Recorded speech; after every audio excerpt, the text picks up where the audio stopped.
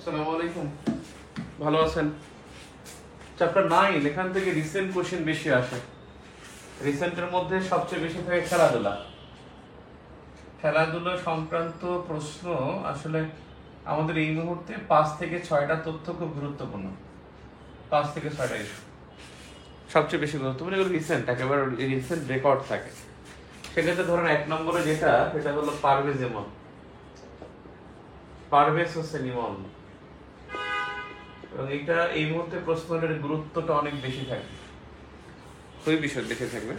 সেটা হলো সে পারভেজ ইমন দ্রুততম বাংলাদেশি T20 ইন্টারন্যাশনাল সেঞ্চুরিয়ান এবং দ্বিতীয় বাংলাদেশি। এই দ্রুততম মানে 53 বলে, আর ও দ্বিতীয় সেঞ্চুরিয়ান। প্রতিপক্ষ ইউএই,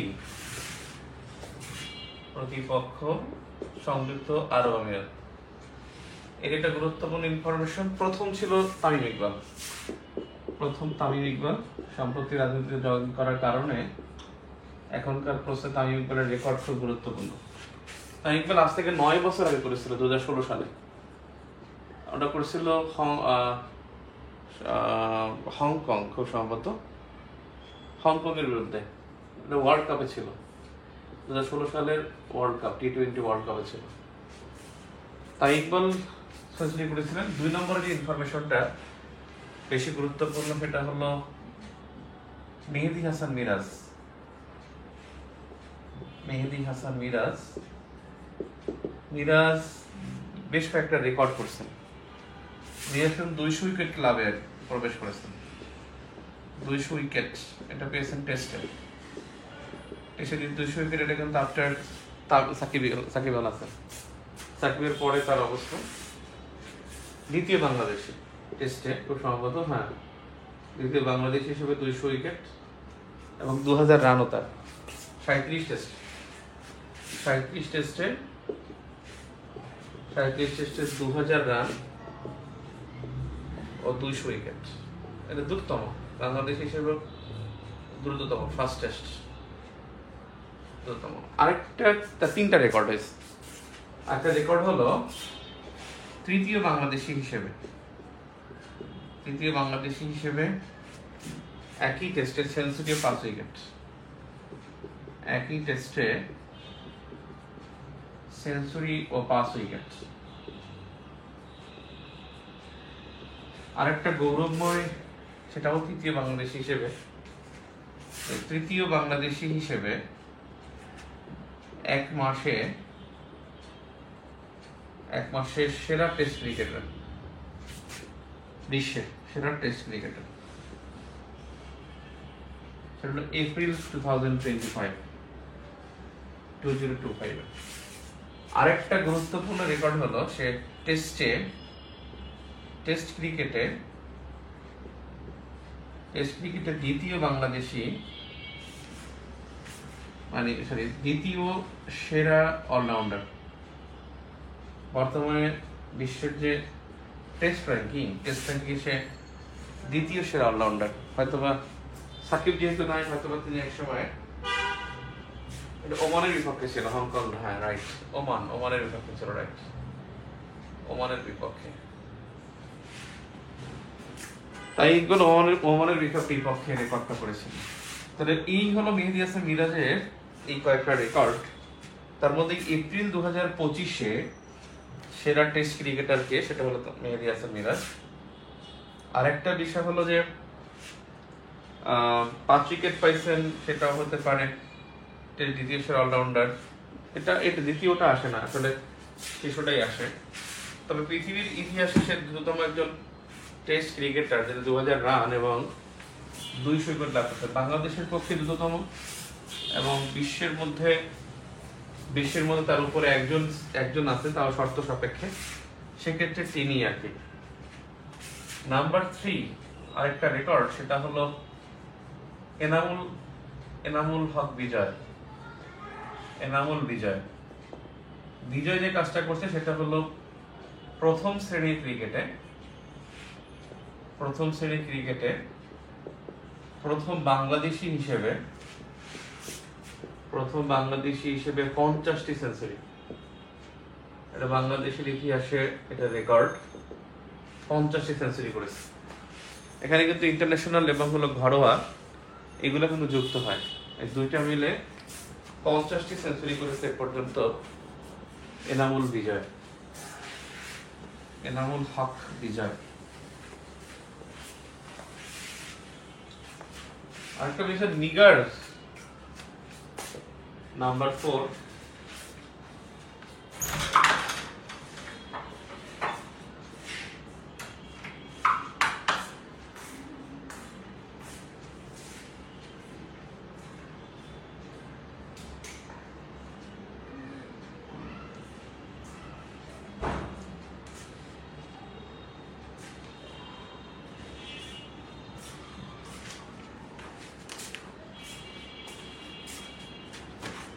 ওয়ানডে ক্রিকেটে একটা হলো নিগার সুলতানা। ওডিআই ক্রিকেটে দ্রুততম সেঞ্চুরি করেন, 78 বলে দ্রুততম সেঞ্চুরি করেন নিগার সুলতানা। নিগার রসিকা নিগার সুলতান।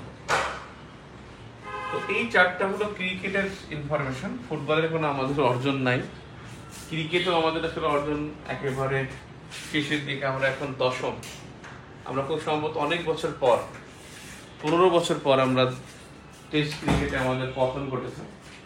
তো এটা নিয়ে কথা না বলাই ভালো, এটা আমাদের ওটা মানে নেগেটিভ জিনিস পরীক্ষায় থাকবে না। ফুটবল থেকে প্রশ্ন আসার সম্ভাবনা এখনো তৈরি হয়নি, ফুটবল থেকেও তেমন কোনো গুরুত্বপূর্ণ কিছু ঘটে নেই। ক্রিকেট থেকে আসতে পারে, খেলাধুলা থেকে, আর বেসিক কিছু ইনফরমেশন আসে যে বাংলাদেশ প্রথম কবে খেলছে, বাংলাদেশ সর্বোচ্চ রান কত, সর্বোচ্চ এটা সেটা, এগুলো থাকে। সেক্ষেত্রে আমরা যদি 3টা ভাগ করি, যেমন আমরা মানে টেস্ট কিন্তু বাংলাদেশের অর্জন 22টি টেস্ট জিতছে, 22টি টেস্ট জয়। বিদেশের মাটিতে 23টি টেস্ট জয়, 23টি টেস্ট জয়। বিদেশের মাটিতে 9টি, 23টি জয়। কারণ কয়েকদিন আগে বাংলাদেশে খেলে গেছে জিম্বাবুয়ে, তাদের কাছ থেকে তাদের সাথে আমরা জয়লাভ করছি। 23টি টেস্ট জয়, আর বিদেশের মাটিতে 9টি জয়। এইটা একটা ইনফরমেশন। আর একটা যেটা প্রথম টেস্ট বাংলাদেশ খেলছে, এটা কিন্তু বেশ কয়েকবার পরীক্ষা আসছে। 26 জুন 2000 সালে প্রতিপক্ষ ছিল 26 জুন 2000 হল টেস্ট মর্যাদা বাংলাদেশ লাভ করেছিল 26 জুন 2000 সালে। আর বাংলাদেশ প্রথম টেস্ট খেলে 10 নভেম্বর 2000 সালে। প্রতিপক্ষ ছিল ভারত। তৎকালীন বঙ্গবন্ধু স্টেডিয়ামে খেলা হয় ঢাকায়, এখন যেটা জাতীয় স্টেডিয়াম নামে পরিচিত। এখন এটা ফুটবল, আগে এখানে ক্রিকেট হইতো। 2005 সালের পর থেকে অ্যালায়েন্স গভর্নমেন্ট 2006 সাল থেকে এখানে এটা ফুটবলকে দিয়ে দেওয়া হয় এবং নাম করা হয় জাতীয় স্টেডিয়াম। তো ব্যাপক আগ্রহ ছিল। আমি তখন 2000 সালে ক্লাস 8-এ পড়ি।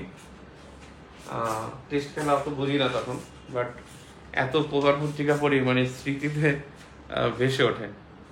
জামিল ইসলাম বুলবুল, তিনি ছিলেন প্রথম মানে তিনি প্রথম টেস্ট সেঞ্চুরিয়ান ছিলেন, যিনি এখন বিসিবির প্রেসিডেন্ট হবেন।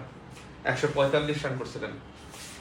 এখানে প্রথম যে টেস্ট অধিনায়ক ছিল সেটা নাইমুর রহমান দুর্জয়, টেস্ট অধিনায়ক। এবং আমার নামের সাথে মানে মিল, আমি যদিও নাইম হোসেন, উনি ছিলেন নাইমুর রহমান দুর্জয়।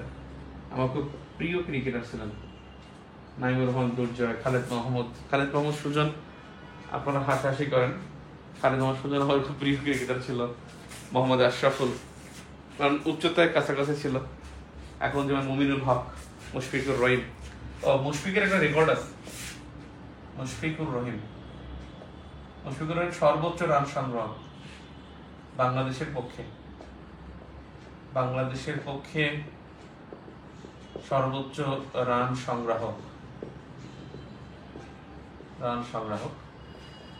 বাংলাদেশের পক্ষে সর্বোচ্চ রান সংগ্রাহক মুশফিকুর রহিম এখন ওয়ানডে খেলেন না, মুশফিকুর রহিম এখন টি-20 খেলেন না, শুধুমাত্র টেস্ট ক্রিকেট খেলেন। মুশফিকুর রহিম ওনাকে খুব মিস করবো। কয়েকদিন আগেও ফোনে কথা বলছি তার সাথে, খুব প্রিয় ক্রিকেটার একজন। হাবিবুল বাশার সুমন এরা ক্রিকেটার ছিলেন। ফুটবল বেশি একটা টানতো না আমাকে, এখনো টানে না। ফুটবল একটা টানার মতো কিছু নাই, শক্তির পরীক্ষার খেলা ফুটবল। তো মুশফিকুর রহিম গেল এখন টেস্ট ক্রিকেটে যেখানে ছিল মুছে ফেললাম। টেস্ট ক্রিকেটে কয়েকটা বিষয়, সেটা হলো যে টেস্ট ক্রিকেটে এখানে সর্বোচ্চ সেঞ্চুরি কিন্তু মুমিনুল হক, সর্বোচ্চ সেঞ্চুরি মুমিনুল হক। সর্বোচ্চ রান খুব সম্ভবত সাকিব আল হাসান, রান 217 না, মুশফিকুর রহিমের না, বেশি না, সাকিবের 217। সর্বোচ্চ ব্যক্তিগত রান যেটা, সর্বোচ্চ ইনিংস বাংলাদেশের 638 রান।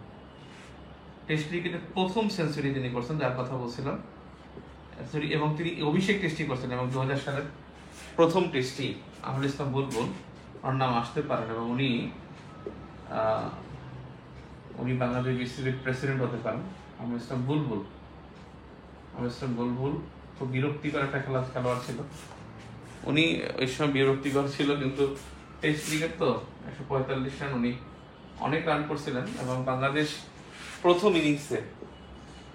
ইনিংসে বাংলাদেশ রান করছিল 400 রান। সবাই মানে অবাক হয়ে গেছে যে বাংলাদেশ 400 রান করলো। আর দ্বিতীয় ইনিংসে বাংলাদেশ 90 রান অল আউট হয় দ্বিতীয় ইনিংসে, যে কারণে বাংলাদেশ ইনিংসে পরাজিত হয়। ভারত করেছিল মনে হয় না প্রথম, ভারত বেশি করেছিল। বাংলাদেশ দ্বিতীয় ইনিংসে 90 রান অল আউট হয়ে যায় মাত্র। এটা বাংলাদেশের জন্য একটা লজ্জা ছিল যে প্রথম ইনিংসে 400, দ্বিতীয় ইনিংসে 90 রান অল আউট।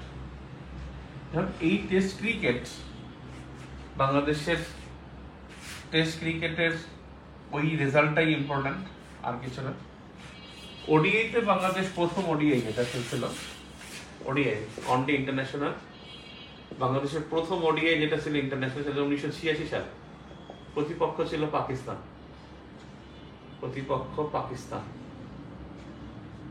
আর বাংলাদেশের প্রথম ওডিআই জয় এটা 1998 সালে, প্রতিপক্ষ কেনিয়া। কয়েকদিন আগেই জয়ী দলের একটা ম্যাচ হয়েছিল, কয়েকদিন আগে, এই 25 সালে। এখানে যেটা মনে হবে প্রথম টেস্ট জয় যেটা 2005 সালে জিম্বাবুয়ে প্রতিপক্ষ ছিল। তখন আমরা ইন্টারমিডিয়েট পড়ি, জিম্বাবুয়ের বিরুদ্ধে, তখন ইন্টারমিডিয়েট পড়ি আমি। তখন বাংলাদেশ প্রথম টেস্ট জয় লাভ করে। আর প্রথম ওডিআই জয় 1998, প্রতিপক্ষ কেনিয়া। কিন্তু এই প্রথম ওডিআইতে বাংলাদেশের যে অধিনায়ক ছিল গাজী আশরাফ হোসেন লিপু, যিনি কয়েকদিন আগে প্রধান নির্বাচক ছিল। এখন কে? আশরাফ হোসেন লিপু এখনই তো সে মনে হয় নির্বাচক। এখন প্রধান নির্বাচক তো মনে হয় গাজী আশরাফ হোসেন লিপুই। নান্নু ছিল, নান্নু থেকে তিনি কি চেঞ্জ হয়েছে? মনে হয় না, গাজী আশরাফ হোসেন লিপু উনি অধিনায়ক ছিল। এই জয়ের সময় যিনি অধিনায়ক ছিলেন তিনি ছিলেন আকরাম খান। প্রথম অধিনায়ক যিনি মানে আকরাম খান ছিল। এই সময় কিন্তু টেস্ট জয়ী যে প্রথম এই সময় যে অধিনায়ক ছিল, এই অধিনায়ক ছিল হাবিবুল বাশার সুমন। হাবিবুল বাশার সুমন অর্থাৎ প্রথম টেস্ট জয়ী অধিনায়ক। ওডিআই যে অধিনায়ক লাগবে না, পরীক্ষা আসবে না। এখানে একটা বিষয়, টি-20 ইন্টারন্যাশনাল, এটা বাংলাদেশ প্রথম খেলে 2006 সালে। 2006 সালের প্রতিপক্ষ ছিল জিম্বাবুয়ে। এর অধিনায়ক ছিল শাহরিয়ার নাফিস, প্রথম অধিনায়ক টি-20 অধিনায়ক শাহরিয়ার নাফিস। আর বর্তমানে যিনি অধিনায়ক টি-20 অধিনায়ক, তিনি কিন্তু বর্তমান টি-20 অধিনায়ক কিন্তু লিটন দাস। বর্তমান অধিনায়ক টি-20 অধিনায়ক Liton Das.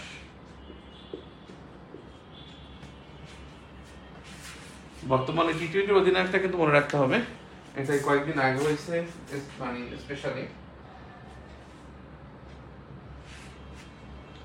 Mushfiq 219 run. Thank you, এইটাই রাইট, সর্বোচ্চ রান মুশফিক।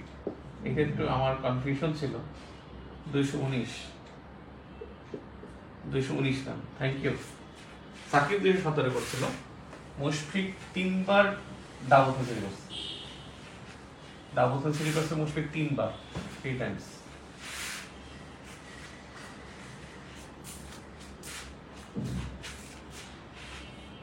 আর মুশফিক 219 সর্বোচ্চ রান। আর ওয়ানডেতে যে সর্বোচ্চ রান, ওয়ানডেতে সর্বোচ্চ রান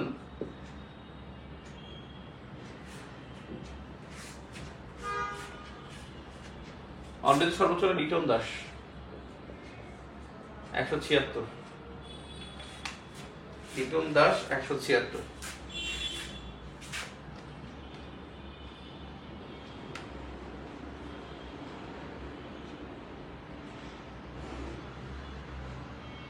আর টি-20-তে হাইয়েস্ট স্কোর,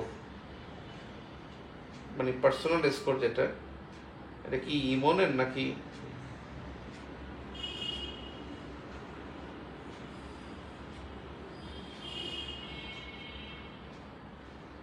এটা কি ইমনের না তামিমের? দুজনই তো একই রান করছে।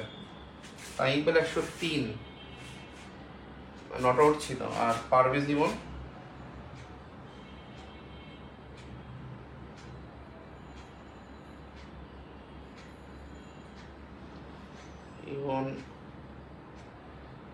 টি-20 হাইস্ট ও তো মনে হয় 101 করছিল, মনে হয়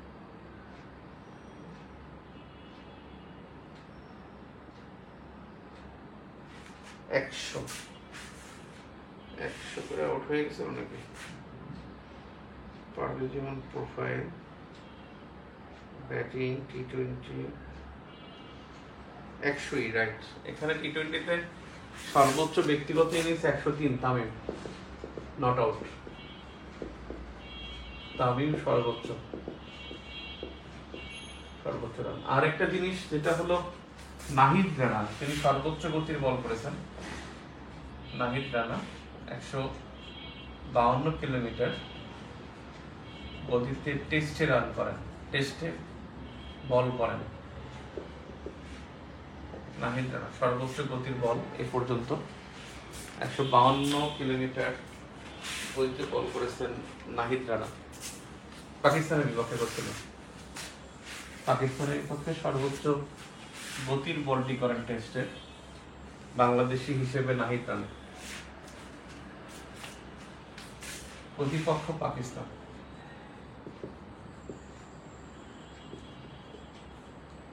আর এই 2025 সালের যে এশিয়া কাপ হবে, এটা তো ইন্টারন্যাশনালের মধ্যে পড়ে যায়। এশিয়া কাপ হবে ইন্ডিয়া আর শ্রীলঙ্কায়, ইন্ডিয়া প্লাস শ্রীলঙ্কা। এখানে পাকিস্তানের খেলা সব শ্রীলঙ্কা হবে। আর এর প্রথম ম্যাচে কিন্তু এখানে গ্রুপ যে 3টা গ্রুপ করছে, 2টা গ্রুপ, বাংলাদেশ, ইন্ডিয়া আর পাকিস্তান একই গ্রুপে করছে। তাহলে বাংলাদেশকে ইন্ডিয়ার সাথে খেলতে হবে, শ্রীলঙ্কা গিয়ে পাকিস্তানের সাথে খেলতে হবে। আর 2026 একই মডেলে এশিয়া কাপটা হবে টি-20 স্টাইলে এবারে। আর 2026 টি-20 ওয়ার্ল্ড কাপ টি-20 ওয়ার্ল্ড কাপ, এটাও আয়োজক কিন্তু India plus Sri Lanka. India plus Sri Lanka.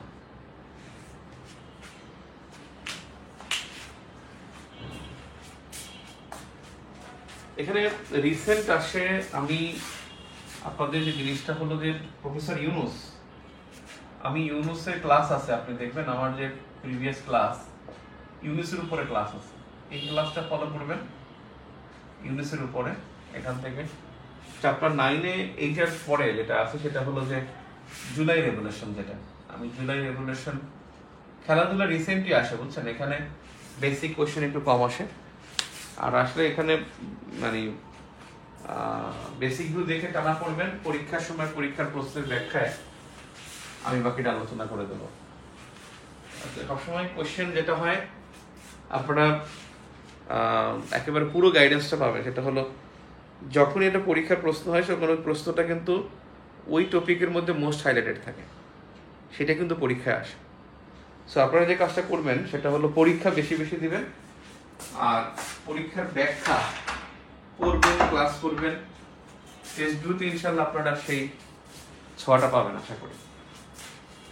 July বিপ্লব থেকে প্রশ্ন না হয়ে পারবে না যদি কোনোভাবে গভর্নমেন্ট ডিসম্যান্টেল না হয়। এই গভর্নমেন্ট যদি থাকে তাহলে জুলাই রেগুলেশন থেকে প্রশ্ন আসবেই।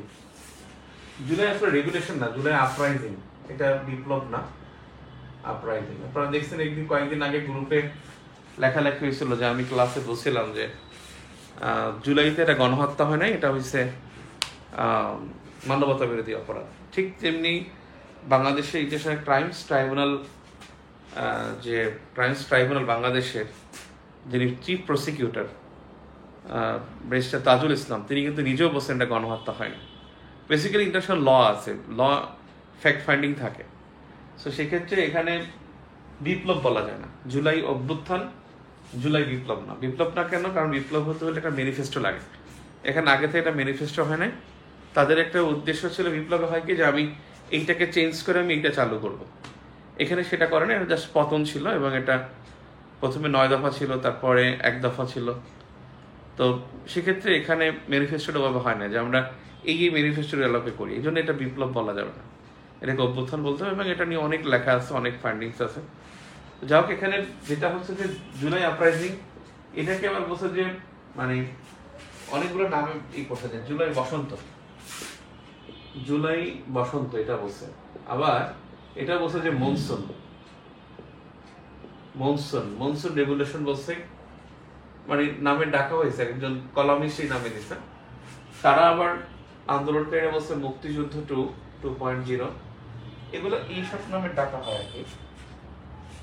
বেসিক্যালি এটা জুলাই আপরাইজিং, এটা 21 ডেজ ছিল, 21 দিন, অর্থাৎ 15 জুলাই টু 36 জুলাই, 36 জুলাই বা 5 আগস্ট। এখানে 21 ডেজ, 21 দিন, 15 জুলাই থেকে 36 জুলাই পর্যন্ত এটা ছিল। আর এই বিপ্লবে আসলে সবচেয়ে বেশি ভূমিকা রাখছে জেনজি, অর্থাৎ জেনজেট, অপারেশন জেট। অর্থাৎ 1997 থেকে 2012 পর্যন্ত যাদের বর্ন ইন 1997 থেকে 2012। আর জেনারেশন আলফা, যেটা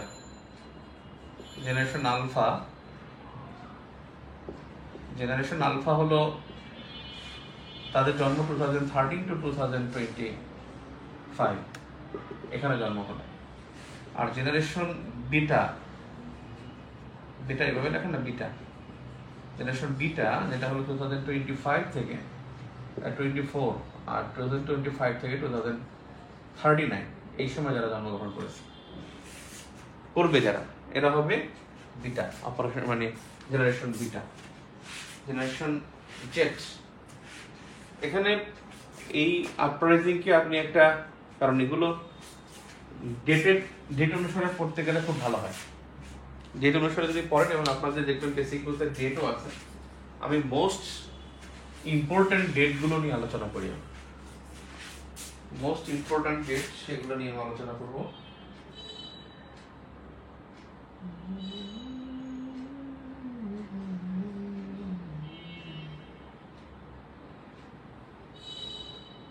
টেস্ট ভিউ কবে আসবে? টেস্ট ভিউ কাজ চলতেছে। আমি নিজে আজকে সারাদিন পড়াশোনা করেছি, সারাদিন সকল কাজের ফাঁকে আমি পড়াশোনার মধ্যেই ছিলাম, যাতে টেক্সট ভিউটা আমি সব ইনফরমেশনগুলো দিতে পারি। রিসেন্ট যেগুলো মিসিং পেপার ছিল, আজকে থেকে পুরো মে মাসের 20 দিনের পত্রিকা পড়ছি, মানে আবার পড়ছি, রিভিউ করছি, তারপরে কারেন্ট অ্যাফেয়ার্স দেখছি, তারপরে বই দেখছি, সিলেবাস দেখছি। আমি কালকে থেকে বেসিক্যালি আমার কাজ শেষ, মানে টাইপ একবার হয়ে গেছে, কালকে থেকে জাস্ট কারেকশন প্রুফে যাবো এবং এটা গুছাবো। মানে ইনফরমেশন থাকবে জাস্ট এক লাইনে, ব্যাখ্যাটা থাকবে এক লাইনের মধ্যে এবং 4টা অপশনে, মানে খুব ইম্পর্টেন্ট প্রশ্নগুলো দেওয়া হবে। আশা করি এটা যদি কেউ যদি এটা একবার পড়ে, বেসিক ভিউ যে পড়ছে তার একটা মানে ভালো একটা রিভিউ হবে, চমৎকার রিভিউ হবে টেস্ট ভিউ ইনশাল্লাহ। মানে যেহেতু এখানে পুরো 3500 প্রশ্নের ব্যাখ্যা, আনবিলিভেবল একটা প্রিপারেশন হবে ইনশাল্লাহ। কারণ আমি ব্যাখ্যাগুলো ভালোভাবে করারই চেষ্টা করি, সো ব্যাখ্যা সহ পড়লে ভালো হবে আর গুরুত্বটা বোঝা যায়। ব্যাখ্যা সহ পড়লে গুরুত্বটা বোঝা যায়, প্রশ্নের গুরুত্ব আসলে আছে কিনা। ঠিক আছে, তো আমি আপনাদের একটা খবর দিয়ে রাখি, সেটা হলো যে অনেকেই দেখা গেছে যে মানে প্রাইমারি এবং নিবন্ধনের জন্য আলাদা করে পড়ে, বেসিক্যালি আলাদা করে পড়তে হয় না, যারা বিসিএস পড়ে তাদের আর পড়তে হয় না। তারপরেও যারা মোটামুটি তাদের টার্গেটই প্রাইমারি অথবা নিবন্ধন, তাদের জন্য একটা বই বেরোচ্ছে আমার ইনশাল্লাহ, টিচার্স ভিউ। এখানে যেটা থাকবে যে পুরো দুইটার পরীক্ষার প্রশ্ন, কারণ দুইটার সিলেবাস একেবারে কাছাকাছি, মানে প্রশ্নের প্যাটার্ন একই বলতে গেলে। প্রাইমারিতে একটু কঠিন হয়তো, তারপরও এখানে সব টপিক ওয়াইজ তাদের প্রিভিয়াস কোশ্চেন থাকবে, বেসিক স্টাইলি সাজানো হবে, তারপরে ওখানে গুরুত্বপূর্ণ টপিক থাকবে, মানে বাংলা ইংরেজি সাধারণ জ্ঞান, ম্যাথ, সব সহ আর কি। ব্যাখ্যা থাকবে, শর্ট আলোচনা থাকবে, যেটা একবারে বেসিক আলোচনা সেটা থাকবে, এবং কিছু কোশ্চেন হয়তো বা এখানে দেওয়া থাকবে, শেষে আবার সব প্রশ্নগুলো একত্রে দেওয়া থাকবে। আমার মনে হয় এটা খুব ভালো একটা বই হবে, স্ট্যান্ডার্ড, মানে বই স্ট্যান্ডার্ড হওয়াটা ভালো। হাবি জাবি কতগুলো সাইপাস থাকবে না। তো এখানে গুরুত্বপূর্ণ ডেট যেটা আমি যদি বলি 1 জুলাই, এটা খুব গুরুত্বপূর্ণ।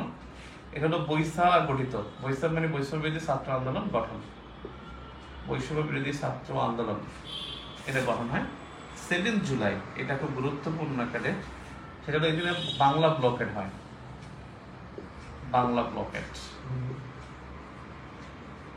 ব্লকেট এটা হয় 7 জুলাই। তারপরে গুরুত্বপূর্ণ ডেট হলো 14 জুলাই, গুরুত্বপূর্ণ ডেট হলো 14 জুলাই, যেখানে শেখ হাসিনা রাজাকার শব্দটি ব্যবহার করেন, এরপরে যেটা হলো 16 জুলাই আবু সাইদ শহীদ হয়, 16 জুলাই আবু সাইদ শহীদ হন। এখানে যেটা হয়েছে যে তিনি ইংরেজি বিভাগ এবং তিনি হলেন ইংরেজি বিভাগের এবং বেগম রোকেয়া বিশ্ববিদ্যালয়ের শিক্ষক। এবার 17 জুলাই এটা ইম্পর্টেন্ট, সেটা হলো কমপ্লিট শাটডাউন হয়, কমপ্লিট শাটডাউন।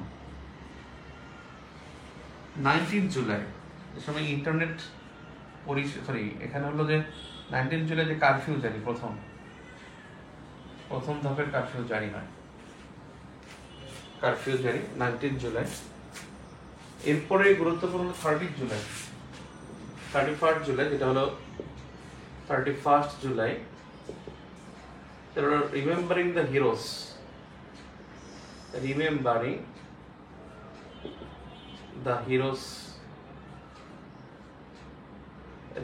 দ্য হিরোস, অর্থাৎ যারা শহীদ হয়েছে তাদেরকে স্মরণ করার জন্য এটা হয়। আর এরপরে হলো 3rd আগস্ট, এটা হলো যে এক দফা ঘোষণা। 5th August march to Dhaka,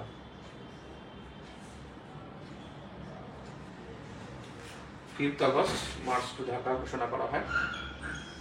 R 5th September যেটা 5th অগস্ট, অগস্টের মধ্যে আর কিছু ইনফরমেশন আছে। 5th অগস্টে আরেকটা জিনিস হয়, 5th অগস্টে না, 5th অগস্ট ওইটা, আরেকটা হলো যে 27th আগস্ট গুম কমিশন গঠন করা হয়। 27th আগস্ট এখানে অন্তর্বর্তীকালীন সরকার গঠন, ওগুলো 8 আগস্ট, ওটা লাগবে না। 27 আগস্ট গুম কমিশন গঠন। গুম কমিশনের সদস্য ছিল 5 জন, আর এই গুম কমিশনের যিনি প্রধান তিনি হলেন মইনুল ইসলাম চৌধুরী, বিচারপতি জাস্টিস মইনুল ইসলাম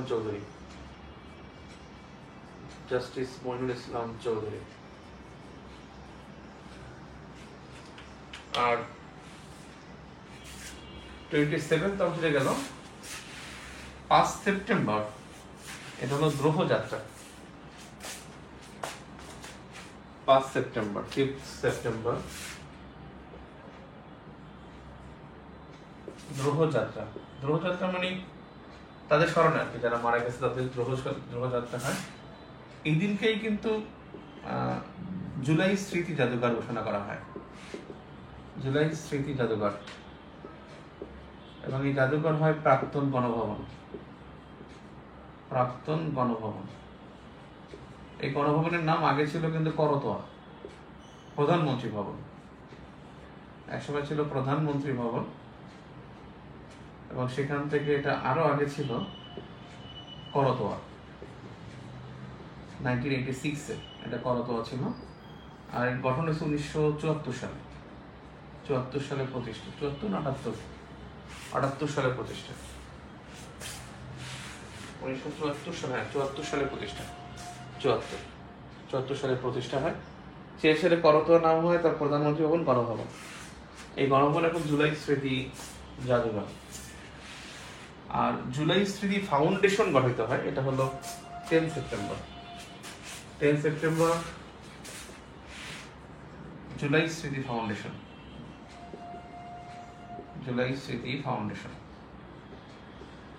এই ফাউন্ডেশনে 21 জন সদস্য ছিল।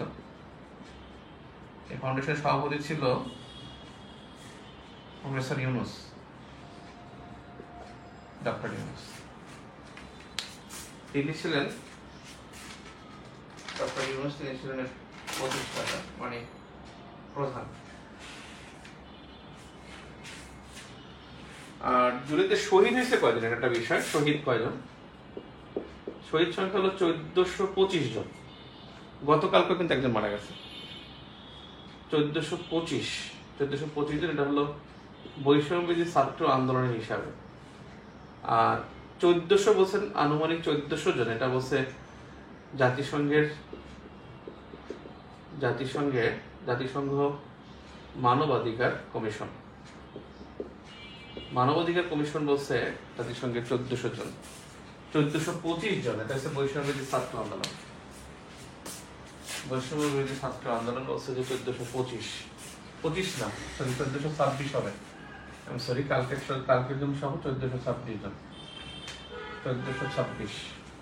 এছাড়া সরকারি হিসেবে 717 জন ছিল, ওটা হিসাব করা যাবে না। 1426 জন, এটা হলো বৈষম্যবিরোধী ছাত্র আন্দোলন বলছে এটাই। আর এই আন্দোলনের 2টা কমিটি ছিল, একটা ছিল নাগরিক কমিটি, একটা সমন্বয় কমিটি। সমন্বয় ছিল 158 জন, আর নাগরিক কমিটির সদস্য ছিল 55 জন। আর এই আন্দোলনকারীরা এনসিপি প্রতিষ্ঠা করে 28/2/2025। এনসিপি, ন্যাশনাল সিটিজেন পার্টি, এটা আপনারা জানেন, যারা ফেসবুক দেখেন তারাই জানেন। বা জাতীয় নাগরিক পার্টি, নামটা সুন্দর হয়েছে, নামটা খারাপ হয় না, জাতীয় নাগরিক পার্টি। এরা এখন পর্যন্ত ম্যানিফেস্টো বা তাদের এজেন্ডা এখনো ঘোষণা করে নাই। এটা উচিত ছিল তাদের 28 তারিখ ঘোষণা করা। অনেক কিছু তার সুন্দর হইতো, মানে যেটা বিপ্লবী সরকার হয়, যদি বিপ্লবী সরকার বলতো, যেহেতু তারা বিপ্লব ক্রাইটেরিয়ার মধ্যে পড়েও না, তারপরে বিপ্লব তারা কিন্তু স্বীকার করে বিপ্লব ক্রাইটেরিয়ার মধ্যে বিপ্লব পড়ে না, বাট আপনি জুলাই বিপ্লব যেহেতু মিডিয়া বলে আপনি বলতে পারবেন, কিন্তু ক্রাইটেরিয়ার মধ্যে পড়ে না, এটা আমি বলে নিচ্ছি। এটা বিষয় হলো যে এখানে বিপ্লবী সরকার গঠন করতে পারতো যদি তারা পার্লামেন্ট ডিজলভ করে 158 জন এরাই যদি সরকার গঠন করতো।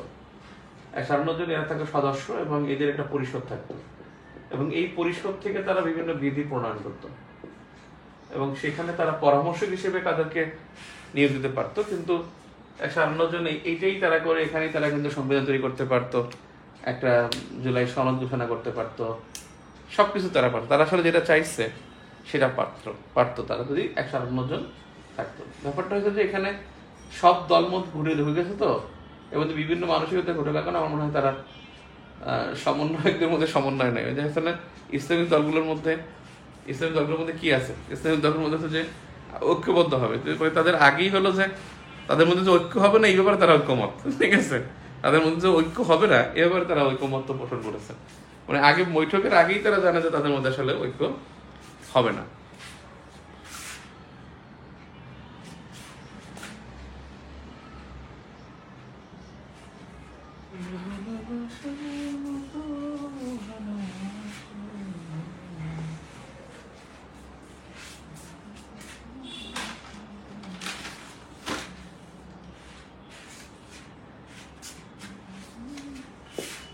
অদম্য 24 এটা একটা ভাস্কর্য।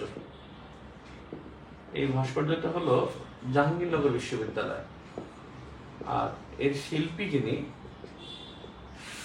জাকির, নামটা জাকির হোসেন, জাকির হোসেন। জাহাঙ্গীরনগর বিশ্ববিদ্যালয় অদম্য 24 ভাস্কর্য এইটা। আর বহির্বিশ্বে বাংলাদেশ, এটা একটা ফ্যাক্ট। বহির্বিশ্বে বাংলাদেশ, এটার আগে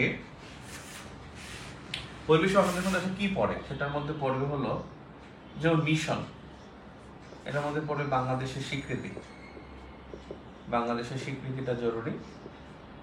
এটার মধ্যে পড়ে আসলে বাংলাদেশ নেতৃত্বে কোন কোন নেতৃত্বে আছে। আর একটা বিষয় হলো যে বাংলাদেশিদের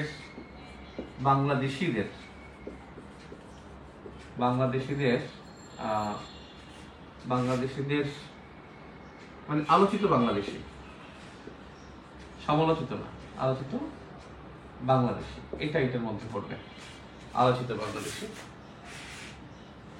এই 4টা ক্যাটাগরি পড়ে। আসলে নেতৃত্বে কে আছে?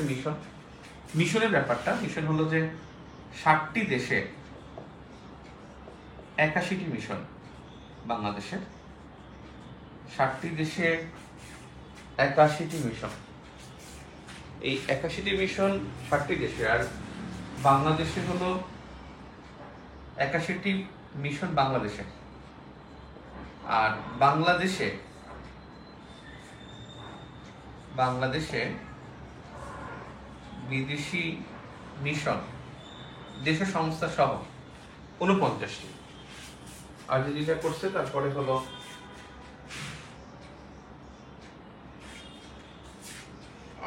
49টি, হ্যাঁ, 49টি। আর সবচেয়ে বেশি মিশন ভারতে 6টি, আর যুক্তরাষ্ট্রে 5টি। মিশনের মধ্যে মনে রাখবেন যে স্থায়ী মিশন 2টি,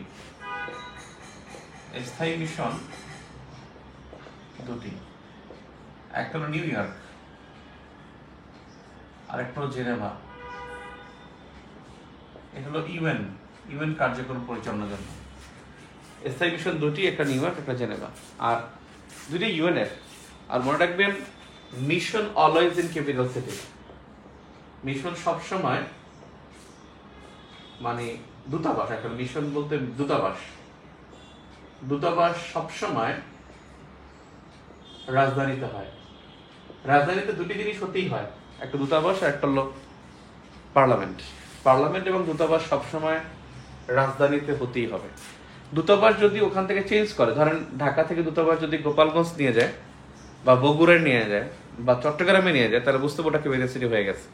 আপনারা দেখছেন না যে যুক্তরাষ্ট্রের দূতাবাস, ট্রাম্প বলছিল যে দূতাবাস হবে মানে রাজধানী হবে জেরুজালেম, ইসরায়েলের রাজধানী জেরুজালেম, তেল আবিব হবে না। 2018 সালে বলছিল, আপনাদের মনে আছে কিনা।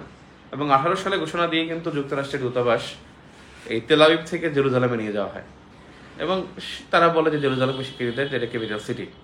ইসরায়েল দাবি করে, যুক্তরাষ্ট্র স্বীকৃতি দেয়, গুয়েতামালা দেয়, ব্রাজিল দেয়, অন্যান্য যারা আছে তারা কিন্তু তেল আবিবে থেকে যায়।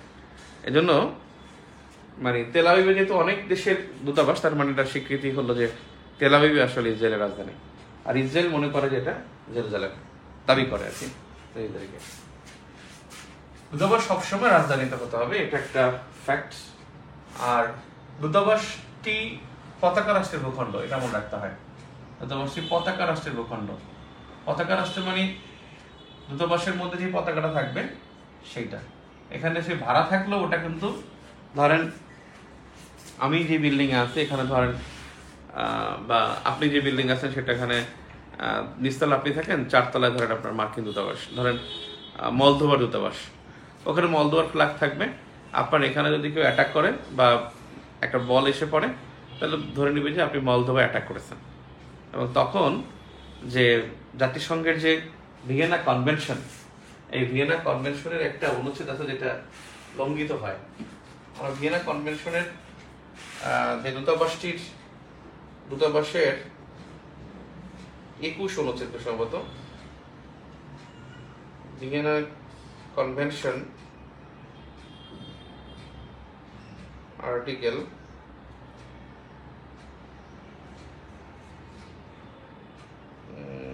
26 9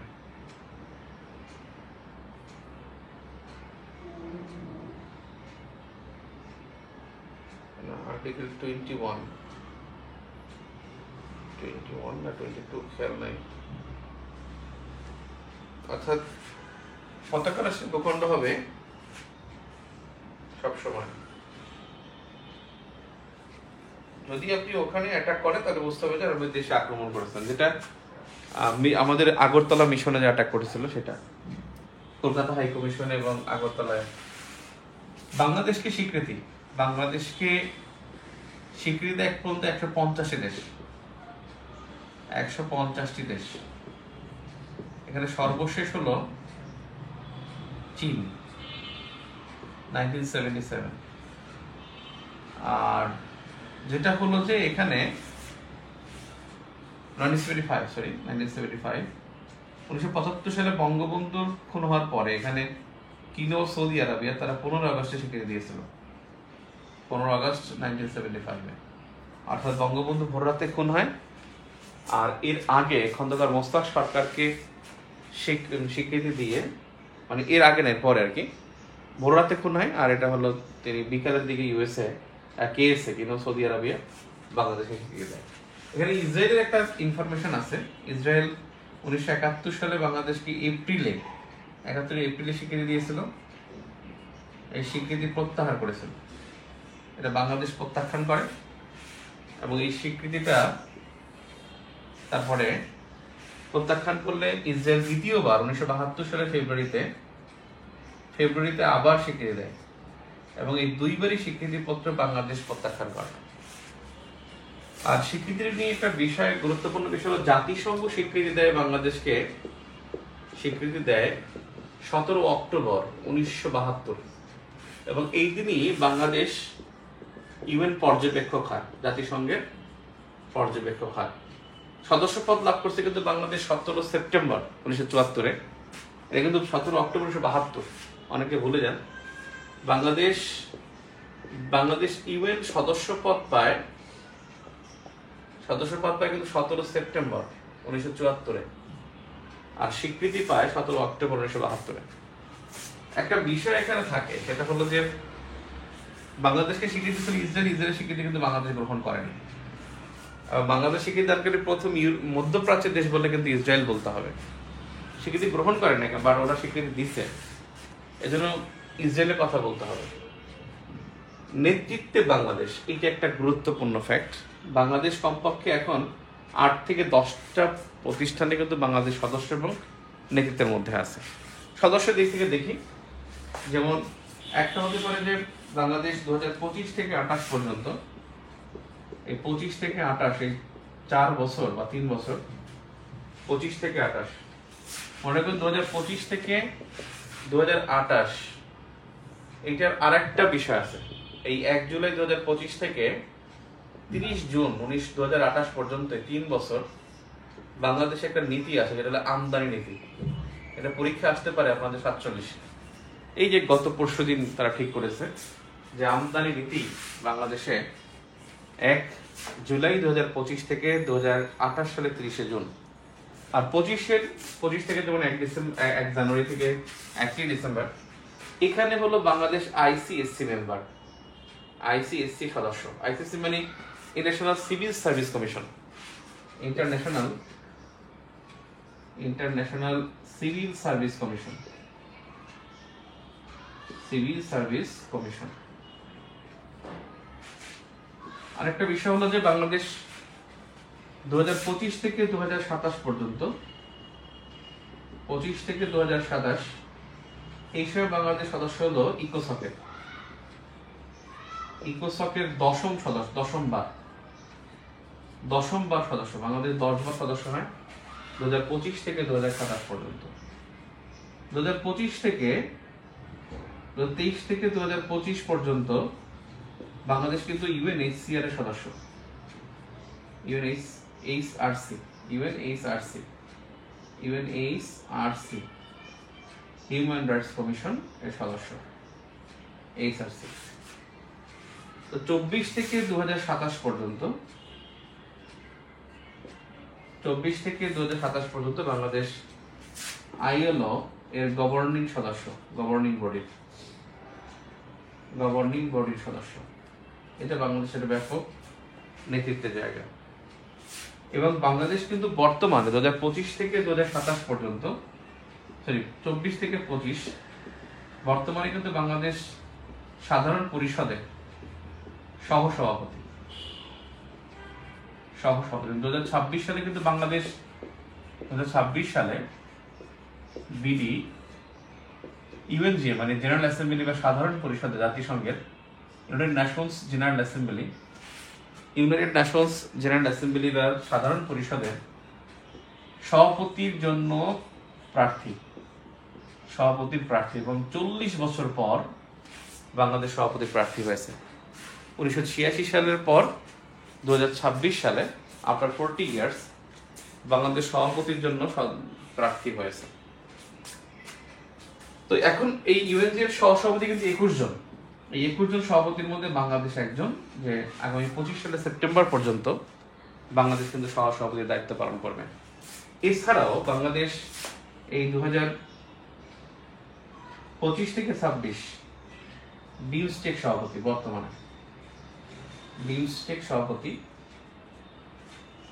2025 সালে বাংলাদেশ বিমস্টেকের সভাপতি হয়। এখানেও কিন্তু নেতৃত্বে, গুরুত্বপূর্ণ নেতৃত্বে কিন্তু বাংলাদেশ 25 থেকে 26 বিমস্টেকের সভাপতি।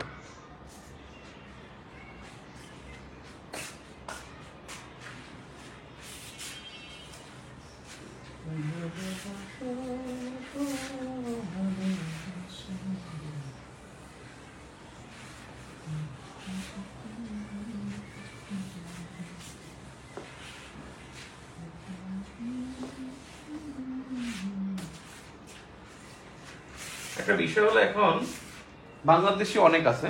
বাংলাদেশি সম্পর্কে আমি বেশ কয়েকটা আলোচিত ব্যক্তির কথা বলি। ডক্টর ইউনূস কিন্তু টাইম সাময়িকীর কিন্তু সে কিন্তু প্রভাবশালী 100 জন লিডারের মধ্যে একজন লিডার হয়েছেন ডক্টর মোহাম্মদ ইউনূস এই 2025 সালে। তারপরে আমাদের যে নাহিদ ইসলাম, তিনি কিন্তু টাইম সাময়িকীর সেরা 100 তরুণের মধ্যে হয়েছেন। 100 তরুণের মধ্যে একজন আমাদের নাহিদ ইসলাম হয়েছেন। আরো একটা বিষয় হলো যে শাকিল, ওর নাম পুরোটা তো ভুলে গেলাম, তাই তো? শাকিল, ইনি কিন্তু 7ম বাংলাদেশি হিসেবে এভারেস্ট আরোহণ করেন। এভারেস্ট জয়ী না, এভারেস্ট আরোহণকারী। উনি নামলে হবে জয়ী, আরোহণকারী। বাংলাদেশে এভারেস্ট জয় করছে 5 জন জয় করেন। সর্বশেষ বাবর আলী গত বছর। এর আগে একজন মারা গিয়েছিলেন, তিনি মারা গেলে তিনি আর এভারেস্ট জয়ী হবেন না। আরোহণ করে 7ম বাংলাদেশ হিসেবে এবারের আরোহণকারী হলো শাকিল, এবং শাকিল যে কাজটা করছেন, তিনি যে কাজটা করছেন সেটা হলো উনি 84 দিনের মাথায় C2 সামিট অর্জন করেন। এখানে সি হলো কক্সবাজার আর সামিট হলো এখানে এভারেস্ট, মাউন্ট এভারেস্ট। ব্যাপারটা হলো কি যে তিনি পায়ে হেঁটে গেছেন, গত পরশুদিন বা গতকালকে পত্রিকা আসে পায়ে হেঁটে জয় করেন। আজকের পত্রিকা আজকে পায়ে হেঁটে জয় করেন, এভারেস্ট জয়। এবং এবারে সবসময় মে মাসে জয় করে থাকে, এবারে সবসময় মে মাসে জয় হয়। এবারে সর্বোচ্চ 30 বার জয় করছেন একজন, 30 বার জয় করেন একজন শেরপা, নেপালের শেরপা। আর 21 বার জয় করছেন একজন বিদেশি হিসেবে, নেপালের বাইরে বিদেশি হিসেবে ব্রিটিশ একজন, উনি আছেন প্রসাদ ব্রেন্টন। ওটাও কালকে বা পরশুদিনের পত্রিকা আসছে। ব্রেন্টন 21 বার ব্রিটিশ একজন বিদেশি হিসেবে তিনি সর্বোচ্চ বার এভারেস্ট জয় করেন। আর একজন শেরপার তিনি 30 বার জয় করেন। শেরপার নামটা আমি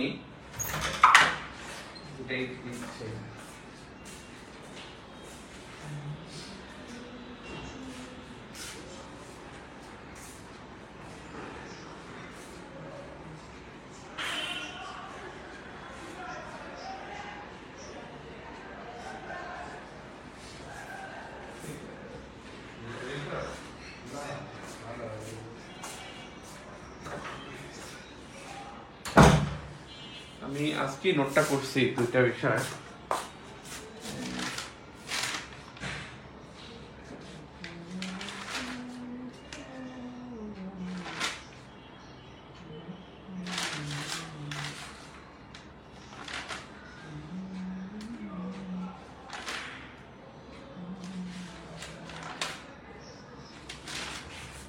এখন পাবো না, রাখছি মানে টুকরাটার মধ্যে লিখছি তো পাচ্ছে না।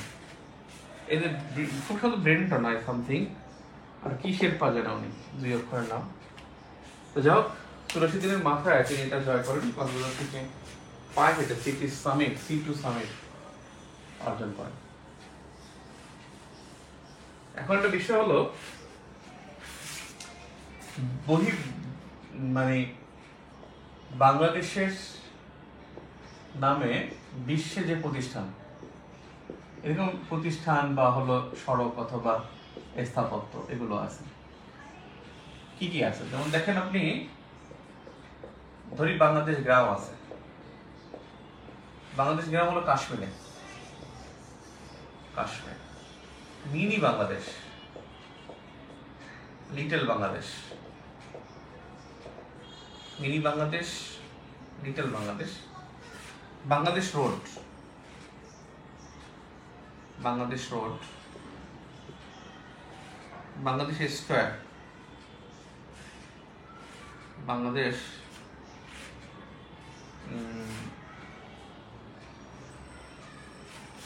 স্কয়ার, শহীদ মিনার, তারপরে আছে স্মৃতিসৌধ,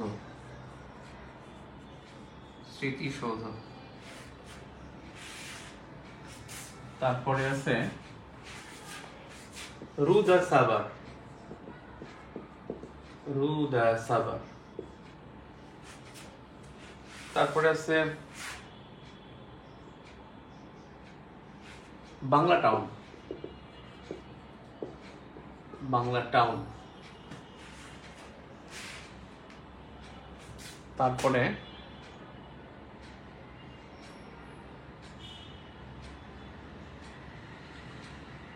একটা জানি কি আছে,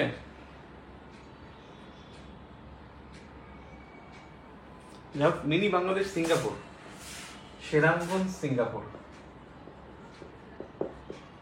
সেখানে একটা চিত্রের মধ্যে দেয়া আছে। Little Bangladesh L A California, Los Angeles California USA, Los Angeles California, USA. Bangladesh road এটা Danane, Danane Ivory Coast, Ivory Coast, এটা ইংলিশে বলে coast ivory, ivory coast. Bangladesh square এটা হলো লাইবেরিয়া, লাইবেরিয়া। শহীদ মিনার এটা প্রথম যদি বলি, প্রথম হলো ইউকে, আর দ্বিতীয় হলো জাপান, টোকিও। স্মৃতিসৌধ, স্মৃতিসৌধ হয়েছিল প্যারিস, প্রথম স্মৃতিসৌধ প্যারিস। রুদার সাভার এটাও প্যারিস, প্যারিস। আর বাংলাটাও হলো লন্ডন, ব্রিকল্যান্ড, লন্ডনের ব্রিকল্যান্ড। এরকম বাংলাদেশ সম্পর্কিত বাংলাদেশ রোড আছে অনেক জায়গায়। বাংলাদেশ রোড ও না, ওটা হচ্ছে বঙ্গবন্ধু রোড, ওটা পরীক্ষা আসবে না। Bangabandhu road, Bangabandhu road, Bangabandhu street অনেকগুলো আছে, বঙ্গবন্ধুর ইয়া, এগুলো পরীক্ষা এখন আর আসবে না। ঠিক আছে। একটা বিষয় হলো যে আমাদের আরেকটা বিষয় পরীক্ষা থাকে, সেটা হলো বিভিন্ন জাদুঘর, জাদুঘর সম্পর্কিত ইনফরমেশন। জাদুঘর, আপনি জাদুঘর দেখবেন বেসিক্যালি খুবই স্মার্টলি আছে, সুন্দর করে। যেগুলো আসলে যদি জাদুঘর থেকে প্রশ্ন এবার হয়, আগে দেখেন জাদুঘর দিবস কিন্তু 18 মে, জাদুঘর দিবস 18 মে। এই জাদুঘর কিন্তু হলো সংস্কৃতি মন্ত্রণালয়ের অধীনে, সংস্কৃতি মন্ত্রণালয়। আর জাদুঘরের যে সর্বোচ্চ পদ সেটা কিন্তু পরিচালক, সর্বোচ্চ পদ পরিচালক।